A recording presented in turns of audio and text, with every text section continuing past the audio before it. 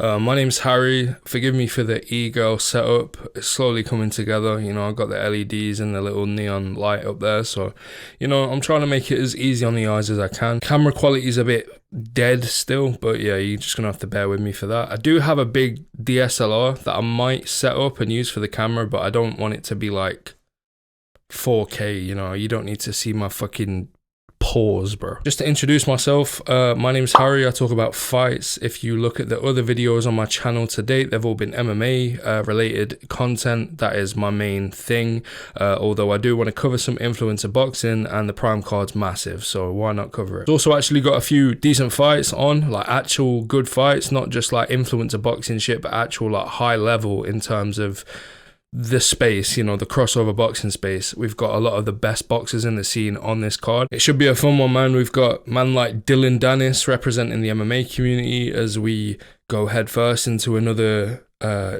embarrassing performance that just makes us all look very silly. Hopefully Dillon Danis pulls it out the bag. I do really want him to win, so please, Dillon. Prime card, biggest influencer boxing card to date. So yeah, let's get on with it. So I should probably start by saying there's quite a few belts on the line on this card. Misfits seem to be kind of getting their shit together with the belts now. At first it was a little bit of a mess. You had like the influencer boxing IBF or whatever it fucking was, you know. They were trying the whole boxing gimmick with the multiple belts in one weight class, but follow the UFC model, man. One belt, one weight class. You don't need more than that. So we've actually got 5 belts on the line on this card, and there's no belts in the main event, so that's all prelims and main card stuff. So without further ado, we've got first of all Chase Demoor, who is the man that tried to punch his opponent while he was down in the ring, got suspended from Misfits, and then came back with a fake mustache under a different name, versus Tempo Arts. I don't know much about Tempo, but he seems like one of the more capable big men in the division, so we'll see what happens with that. Chase Demoor, seems like a lot of people seem to like him. I'm not saying I dislike him. He seems alright. I just think the brawl with Nate Diaz and the little things like that, I think he's really made the most of it and got himself in the limelight as much as he possibly can. And while swinging while the opponent was down could just be chalked up to like a, you know, rookie mistake. It seems like they've given him a pass for that, and he's straight back on the prime card. So I think Misfits know that a few people like Chase, a few people hate Chase. It's all the same to them. I've got Tempo winning this one. Again, it's the first fight on the card, so you know you're not going to know a lot about either man. Tempo, from what we've seen, like I said, seems to just be the more capable fighter. Chase is a bit wild. That first fight that he had in Misfits is probably the worst performance I've ever seen in my fucking life, let alone, you know, the influencer boxing thing. You've got swarmz spinning round and all these crazy performances, but I think Chase throwing those fucking whatever that was, I think that constitutes for the worst performance in influencer boxing history. No disrespect, Chase. Turn it around, get the knockout. No one can say shit. I'm gonna go Tempo Arts decision. I think they'll both gas. Yeah, Tempo Arts decision. I don't even know how many rounds it is. Probably like fucking half a round, knowing the heavyweights. Fight on the card again for a belt. This one is for the women's lightweight championship, Misfits Boxing Championship. They're going with the MFB titles. That's what they're called. So the MFB lightweight women's belt is on the line between Astrid Wett and Alexia Grace. Now, the women fights, contrary to MMA most of the time, are actually some of the best fights in this scene. You have a lot of other people have put it in similar ways, but you have a lot of like sex workers and things like that on the Misfits roster. People that are always facing scrutiny online, constant people talking shit, you know. And as people have said quite a few times, you need a sort of a different mindset to be in that lane. You know, they're used to the trash talk, they're used to the mind games, but yeah, these OnlyFans girls, they're different, man. I don't actually know what Alexia Grace does. I won't just assume that she's a sex worker, but Astrid Wett obviously is. Astrid Wett has become kind of like the face of the women's not MMA. She's become like the face of women's influencer boxing, especially when it comes to Misfits and, you know, the bigger fights. We'd had her on the fucking breakdown doing some sort of I don't even know what them two are doing. Yeah, I can't say much about this fight. I won't bullshit you and pretend like I'm well versed in both of these girls' technical ability. I know Astrid Wett has a chin. I know that most of these women fights end up very bloody, and yeah, I can see Astrid Wett maybe toughing it out, biting down on the gum shield and just throwing some arm punches.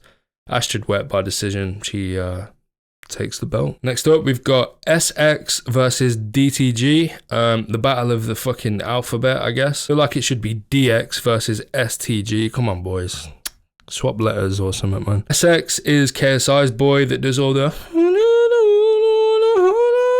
He's obviously seen what KSI's doing, seen what everybody's doing, fancies it himself. So he's fighting DTG, who I cannot remember who he fought. I will put a little text on the screen of who he fought, but all I remember from DTG is him pulling up his shorts all the time. So that's about it. SX, he's a big man, but he's not 30, you know what I'm saying? He's a big guy. All these guys are big guys in the heavyweight division, you know, but what am I supposed to say? SX is making his debut, and this is like DTG's like second, third fight. SX by fucking falsetto vocal run. Now we're on the real fights. Now we're on the main card. I don't actually know if we're on the main card. I assume so. You don't want Swarmz and Ryan Taylor in your prelims. That's kind of fucked. Right, now we're on the real shit, boys. We got Swarmz versus Ryan Taylor 2.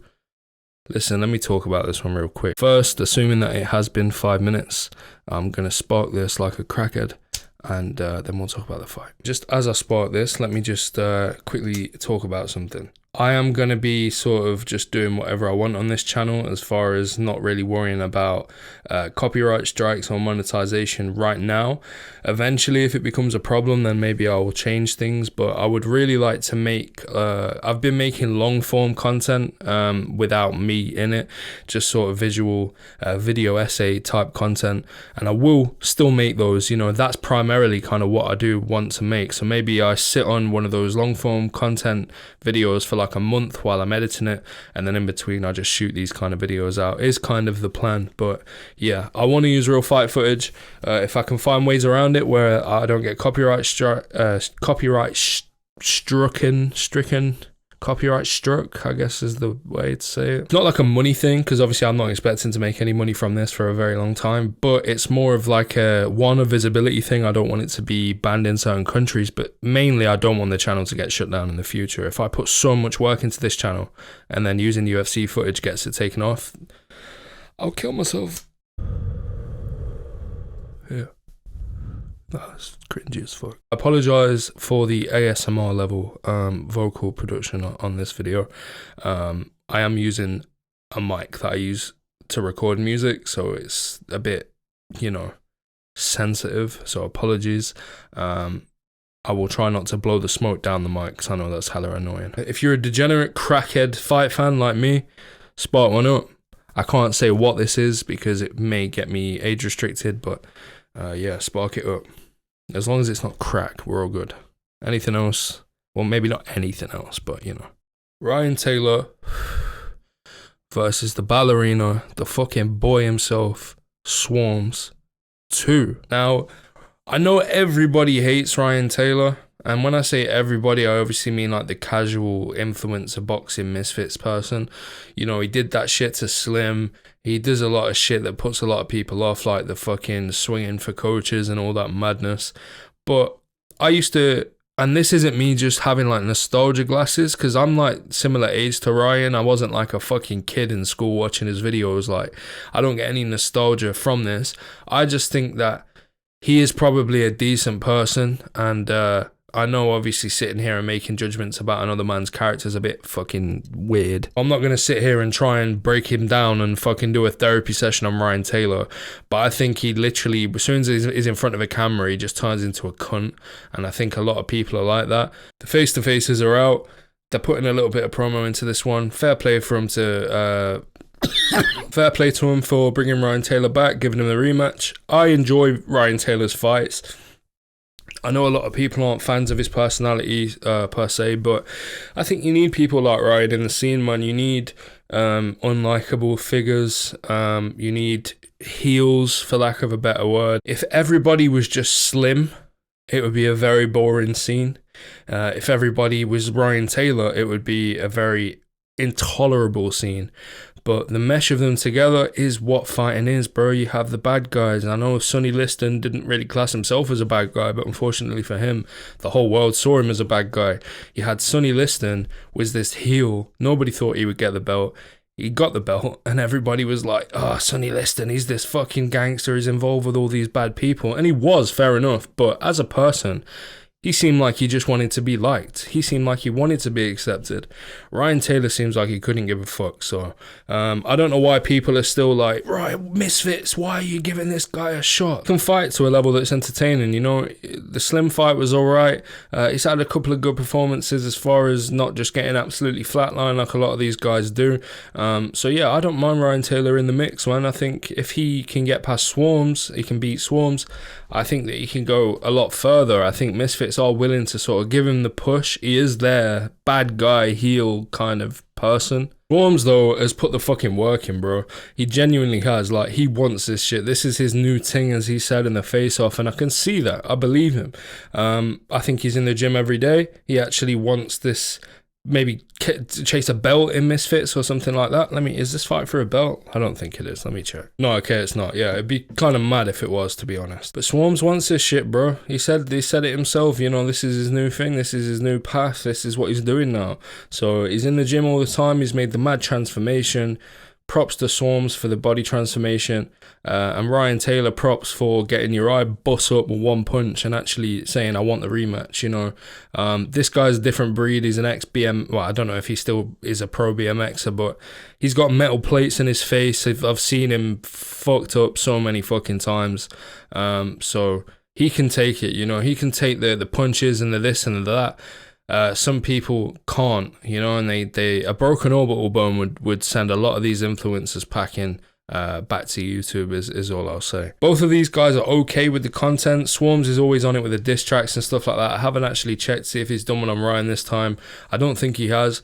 But in the era of influencer boxing, where none of the influencers are being influencers, nobody's making content. You've got fucking Justin Gaethje and Kamaru Usman that make more content than these fucking content creators, and it's a bit mad. But shout out Swarmz for always doing his bits. You know, he's not a YouTuber first, he was a musician. He's much more a crossover boxer than he is an influencer boxer. Ryan Taylor's a lot more of an influencer boxer, so Ryan Taylor should be doing this content shit, bro. He should be putting these videos out. He doesn't really get the views that he used to, but I don't think he ever expects to get those views again. They were some of those fucking overnight challenges, bro.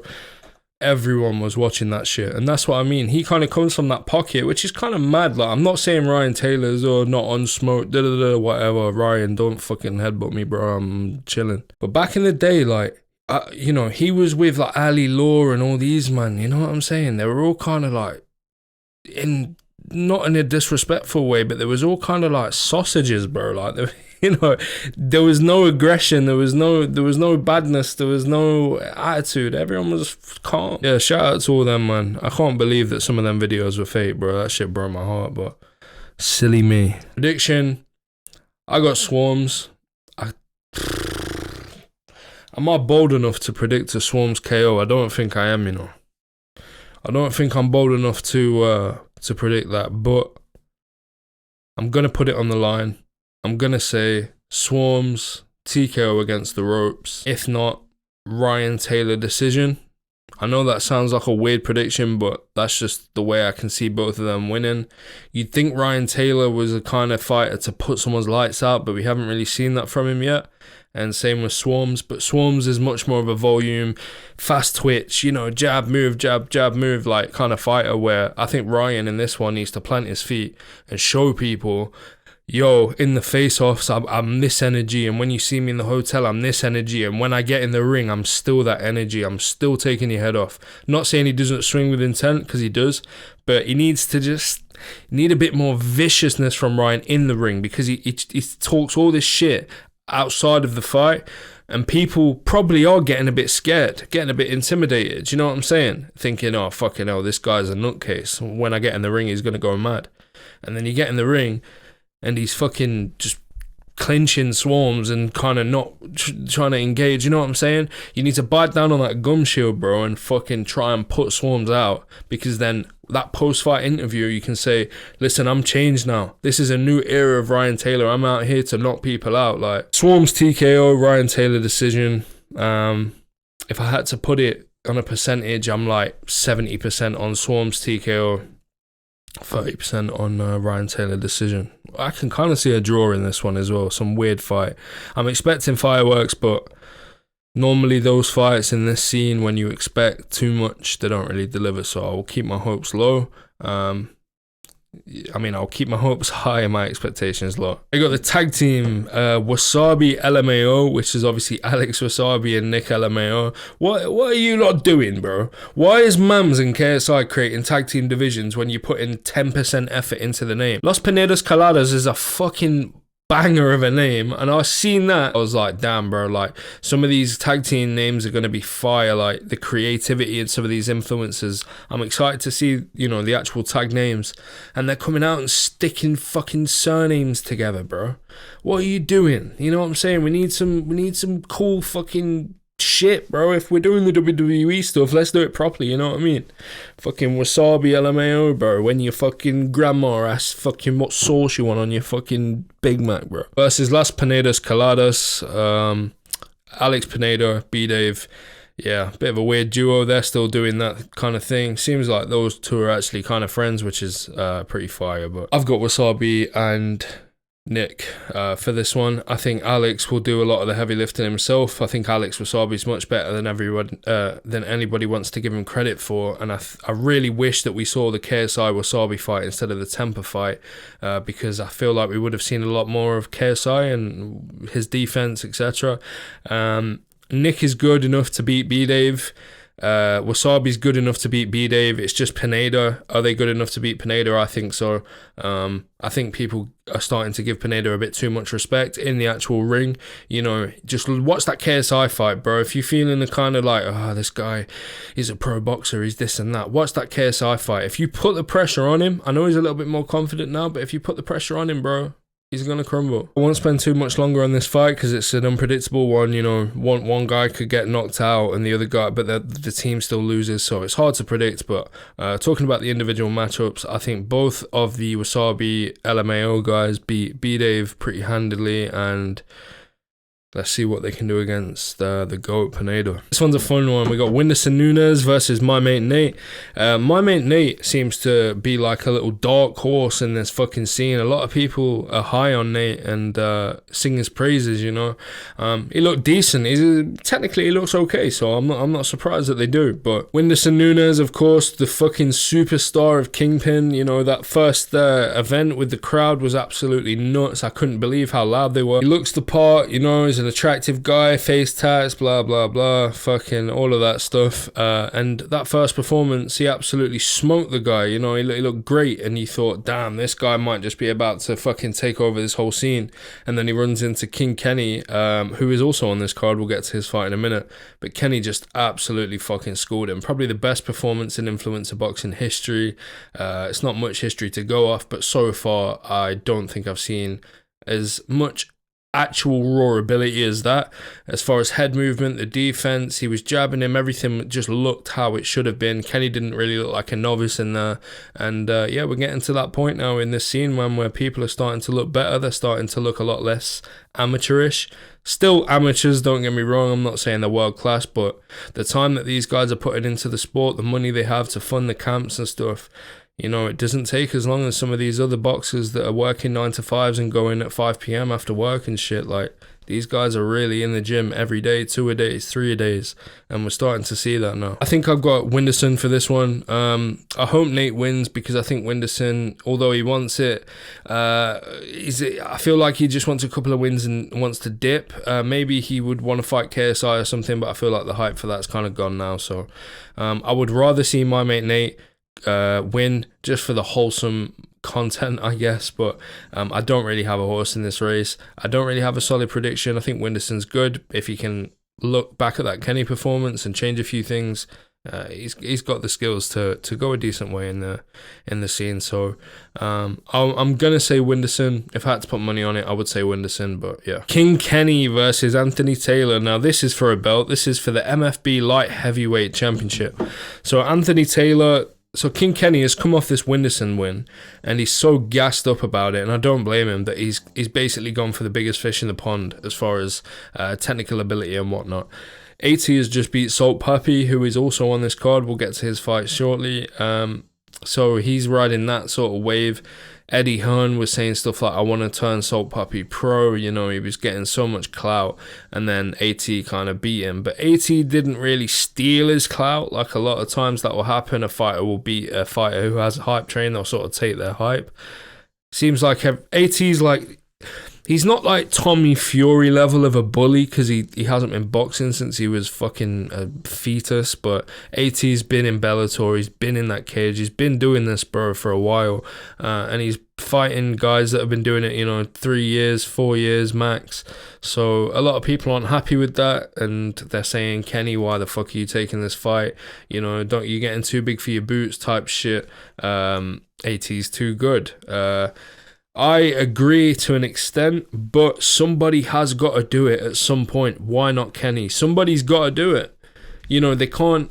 It's either you don't let these ex-pro fighters into misfits, or you match them up with the better influencers to bridge that gap. If the pro fighters are here and the influencers are here, over time, it's going to get like this. The influencers are going to catch up. The pro fighters will take 2 steps ahead, while the influencers take 5 or 6, just because they're so green in the sport. They're picking things up so quickly. That gap will close. And as soon as that gap's closed, and you can match up people like Idris Virgo with whoever the fuck, and AT with, well, Kenny. If Kenny's got a real good chance of beating this guy, man. You know, I like AT. You know, he's a bit cringy, and he was doing that weird shit with Dillon, being a little KSI bodyguard or whatever the fuck he was doing. But yeah, shout out AT, man. Real MMA guy. Obviously, every MMA guy in this whole crossover boxing scene, I'm always going to root for. I'm not a huge Beta Squad fan or anything, but Kenny's made me a fan of him over these last couple of fights. At first, I wasn't too keen on him because of the temper robbery. It's not his fault. And then the Sensei shit really pissed me off. That was actually the first ever video on this channel, was me going mad over that fucking decision. But yeah, shout out Kenny, bro. Shout out AT. I think it'll be a good fight. Can Kenny bridge the gap? If Kenny beats AT, it's fair game, bro. You can't say shit. Maybe Idris is a little bit out of reach, but if Kenny can beat AT, any of them can beat AT. And Kenny's much better than a lot of them, but I feel like if AT plays that peekaboo clinch, jab, peekaboo clinch, I think Kenny's good enough to move his legs, get out of the way. Let's see what happens, man. I got Kenny on decision. Let's see if I look stupid. Move the candle in frame a bit more. Looks a bit nicer now, doesn't it? Next up, we got Deen versus whalid. Now, obviously, you know the score with this one. I don't even need to fucking give you the Teddy Atlas hype package for it. Deen and whalid are probably 2 of the best boxers in the whole scene. Whalid is a Golden Gloves winner, I believe. Not that means that much, because Mike Jackson in the fucking UFC, possibly one of the worst fighters to ever step into the octagon, was also a Golden Gloves winner. And he kind of fucking only showed his boxing skills when he was in there with CM Punk. So, yeah. But nevertheless, Golden Gloves, still a great award. I'm just saying it doesn't tell you everything. Just because somebody's Golden Gloves doesn't mean they're the best fucking boxer in this scene. I'm just saying. There's a lot more to fighting than that, of course, as everyone knows. But Whalid's got that other stuff, man. He ticks all the boxes, bro. He's got the heart. He's got the fucking chin, although he did get dropped, and the whole turn in the back to the ref. I saw him on Wade's channel, and he was explaining the thing with the referees were counting 2 different... that whole shit. So I do feel for him. And obviously there was that clip in the back where KSI was cradling him like a newborn, saying, I'll give you your rematch. And we're here, you know, the rematch has happened. They've had to fucking jump through hoops before it happened. I don't know if it was a money issue or what, but they were in a tag team together, like real storyline fucking WWE shit, which I'm not mad at. I mean, I'm a real fight fan, so the UFC scratches all of my fucking bloodthirsty real fight itches. This is about entertainment, you know, and I'm very aware of that. I'm not delusional. I'm not commenting on Jake Paul videos like, oh, look how he's not turning his hips when he throws the lead hook. Like, I'm not trying to be like that, you know. I'm trying to enjoy it for what it is, and what it is a spectacle. It is entertainment. So yeah, I just wanted to state that for all you purists that are watching this video, like, why the fuck is he talking about fucking Deen and whalid like they're high level fighters? In this space, in this influencer space, they're probably they're definitely the 2 highest level fighters in their weight class, easily, you know. So that speaks volumes. If we had to do an influencer boxing pound for pound list, I think Deen and Whalid would be near the top. The whole point of pound for pound is if all these guys were the same size, who would win, and who's the best boxer out of, regardless of weight. And I think maybe Whalid, Deen, I think Salt Papi at heavyweight could be a dangerous guy, but I don't know. But my point being that these guys are actually good. For all the people that are watching this video that are here for my MMA stuff and you don't know what I'm talking about, Deen and Whalid are probably two of the best boxers in the scene, is what I'm trying to say. I do have Whalid. I think Whalid's going to get it done by KO, to be honest. My reasoning for that is that I think Whalid has just made leaps and bounds. I've heard him say that he's training different and that he's switched shit up, and I know a lot of fighters say that, like, bro, you're gonna see a different fucking me when I'm in the cage on Saturday. I've changed coaches, I've done this, I feel the best I've ever felt, and then they go in and get KO'd just as they would have at the other camp. You know, a lot of fighters say it. I feel like it's a crutch thing for them, like it's a self-belief thing, like they're convincing themselves, like, yeah, I'm different now, I'm built different now. I actually do believe Whalid when he says it, and I think that tag team match they had showed a lot. The two guys that they were fighting were very competent. I feel like that doesn't get spoken about enough, but Deen was kind of getting pieced up from time to time. Whalid seemed a lot more composed. He seemed like he could handle that a lot more. And yeah, I think I've just got Whalid, man. I think Whalid's going to maybe KO Deen, or maybe even beat him on points. And then I can even see maybe like a rematch happening, like a trilogy, and Whalid just absolutely smokes him, you know, makes the statement like, I'm the guy, not him, you know. But then again, I had Whalid for the last one. From the very little I know about both of them, I had Whalid before, and I was watching the fight like, yeah, this Whalid guy's sick, and then, you know, what happened. So it's a fight at the end of the day, and if Whalid gets too comfortable like he did last time, Deen could catch him, but overall I've got Whalid Sharks, KO, nasty KO. And that's for the lightweight belt. So those guys are actually fighting for the lightweight belt, just like King Kenny and AT are fighting for the light heavyweight belt. And this next fight that we're talking about, Salt Papi versus Slim, is for the middleweight belt. So we're going to have definitive champions for all these divisions, and it's pretty much fair to say that each of these guys, whoever wins, is basically the best in the weight class. So it's good matchmaking. King Kenny, AT, the winner of that, being the best light heavyweight on the roster, is probably not too far from the truth. Deen and Whalid, definitely, they're the best lightweights. Salt Papi versus Slim, they're probably the best middleweights, you know. So it's all good matchmaking. But Salt Papi versus Slim, now, I have baited you out with the thumbnail. I do think Salt Papi is going to get it done. I do think it's going to be a good fight, and I'm not on the train of like, oh, Slim looked terrible against Zanetti. Like, that's not the main reason I'm picking this fight. I just think styles make fights. I think Slim is a little bit wild. He's a bit slappy. He has got good punches, especially his overhand. He turns them over really nice. And obviously he's put people down with them, but I just think he's a bit scrappy, you know. He's not super accurate. He's a good fighter, and as far as this scene goes, again, if you made a pound for pound list and everybody was the same size, I think he'd give a lot of people a lot of trouble. But Salt Papi, I think, although he didn't look great against AT, I think AT just fought a good game plan, and Salt Papi wasn't able to get off. I think he went into that fight with the expectation he was going to crack AT, and he didn't, and he got flustered. I think this time he's fighting Slim. He knows what Slim brings. He knows what Slim's game plan is going to be, and yeah. But on the other hand, Slim is fighting somebody that's actually his size now. All of his last fights pretty much have been against bigger guys, so maybe that's why the accuracy wasn't there, or maybe the accuracy was there, but because he was smaller, maybe it wasn't. The reaction from the fighter when he cracked him wasn't quite there, so maybe that's why it just looked like they weren't really landing. But yeah, I've got Salt Papi. I think decision. I don't think anybody's finishing Slim. Maybe drop him with a body shot and he gets up on 10 and the ref waves it off or something. But yeah, overall I can see Salt Papi doing all the gloating and the fucking sticking his tongue out, jab, sticking his tongue out, left hand, all that. I think both guys are going to get caught. I would like to see a knockdown from either side, but I don't think it's going to happen.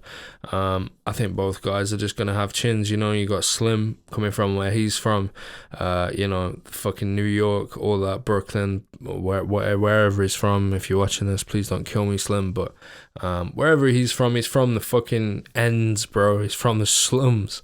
And so Papi, obviously, he's told his story, bro. He's flew over, he's been scrapping his whole life through school and shit, so you're dealing with two guys that don't really act it like Ryan Taylor does. It isn't their main fucking persona thing, but they can bang, especially Salt Papi. I've met guys like Salt Papi. I went to school with guys like Salt Papi, you know. I know what them man can do. I know what them fucking ethnicities bring, bro. I know when it comes to the hands, bro, some of these guys, they just don't go down. So, yeah. Salt Papi, I've got him on decision. Logan Paul versus Dillon Danis. I'm going to be bold as fuck, and I'm going to risk looking very stupid. I think Dillon Danis is going to get it done. I'm not super confident on it, but I can see it. Just a decision, maybe a split decision. Logan Paul, second round TKO. And I have no joy when I say that. Brings me no joy in saying it, boys. You all know I'm a Dillon Danis fanboy. But it's just, it is what it is, man. I can see some bullshit almost like Pineda KSI, honestly. Like, Logan's catching him and he's down, but he doesn't want to admit it's a knockdown. Maybe he's saying to the ref, the back of my fucking head. He's hitting me in the back of my fucking head. You know, whatever the situation is. I can just see it kind of being a sloppy one. Pause. I can see Logan cracking him. Dillon goes down to a knee, stands up. No, it's fucking nothing. It was done. Let's go. They exchange again. A sloppy right hand catches Dillon again. He falls. The crowd's going mad. Logan's like laughing at him, and he's like looking at the ref like, he's hitting me in the back of the fucking head. Like all these excuses, you know. Very Pineda KSI. I can see this shit, but please, Dillon, just have some dignity, my friend. If he cracks you, he cracks you. Go down. Stand up, you made your bag, fucking is what it is, man. Get to the UFC, and I'm going to make a separate video about that, because I really do think the UFC is going to scoop Dillon up, win or lose. If he shows out and he does okay, I think the UFC are going to pick him up. Bellator's fucked at this point, so why not? Yeah, I've got Logan by probably TKO, but it isn't much of a TKO. It's more Dillon just kind of quitting and then being like, what? Why are you waving the fight off? Like, because he's turning his back or some shit. So yeah, Logan Paul, TKO. Now, the next one. I didn't clickbait you in the thumbnail with this one. I actually think KSI is going to get this done. Now, I'll give you a second to digest that. I'll give you a second to dislike the video and unsubscribe, and then I'll explain my reasoning. Before this Jake Paul fight, all I heard is, Tommy's this, Tommy's that. Tommy keeps his chin in the air when he's exiting the pocket. Look how many times he gets caught by this guy, this bum, this tomato can. If he can catch him, Jake's going to catch him. And I was watching that Tommy Fury Jake Paul fight, and I kind of had Jake Paul for it, because I was thinking, you're right, all these things, they're correct, you know. So, but in my heart of hearts, I knew Tommy would get it done. It was almost like it would be fucking hilarious if Jake knocks him out, and I kind of would rather that happen. But in my heart of hearts, I knew Tommy's going to get it done. This time, as a fight fan, you get these gut feelings sometimes, and there's been so many times where I've not listened to my gut feelings, such as Juliana Pena and Amanda Nunes. I had a feeling Pena was going to win, I don't know why. Leon Edwards, Kamaru Usman, the second fight, I knew that Leon was going to win. I knew it. I had this gut feeling. I knew that he was going to win, and I should have put money on it, and I didn't. But the biggest one, the biggest L that I ever took, is I literally had an AJ and Andy Ruiz. I had a bet on Andy Ruiz in the fucking app, ready to place the bet, and I decided against it because I was hella broke and I didn't want to be putting my last fucking £10 on Andy Ruiz. I'd have put that £10 on Andy Ruiz by KO, bro. I would have been fucking, I wouldn't even be here, bro. I'd be on a yacht. I'd be on a fucking Lamborghini yacht. My gut feeling says KSI. I don't know why. When I envision the fight, I can just see KSI doing all this fucking weird shit, and I can see Tommy falling for it, man. I can see him exchanging. KSI's just taking blows, gets caught a couple times, throws a big looping overhand, catches Tommy and drops him. I really can see it. I think this video may age well. There may be 7 comments right now that just got posted at this very second saying Tommy just fucking flatline KSI in 4 seconds, bro. Delete your channel and fucking kill yourself. But, you know, I'm taking the risk. this is what predicting's about. I've got a gut feeling that KSI is going to catch Tommy somehow, some way. And I can just see it happening. I can see everybody being like, what the fuck? And KSI just having like an insufferable post-fight interview. Like, I knew this would happen. From when I was a little kid, I knew I was special. I'm KSI. I'm fucking built different. I can do this. I'm this and that. Fuck off, bro. Please. You know, no jokes aside, I actually have to skip past KSI. Do you know when KSI called out Tommy Fury at that boxing event? I can't remember what fight it was. And he's like, Tommy Fury, I'm going to grab your head and punch it over and over. Like, I literally had to get out the room. I was cringing so bad. Shout out JJ, man. I've been watching that guy since I was in fucking like year 7, but yeah, I don't know, his gimmick, he needs to switch it up, because it's just a bit, you know, as self-aware KSI fans can't fucking sit through that, you know what I mean? Yeah, let me know your predictions, man. I'm gonna record like 8 more videos, so if the next 57 videos on this channel I'm in this exact outfit, I promise I'm not a tramp. I'm just in the mood to record some videos today. So yeah, drop some comments, let me know who you think, let me know if you think I'm wrong, if you think I'm right. You know, all of that. And yeah, if you like the channel, subscribe, please, because I'm really trying to do this shit, you know? Safe.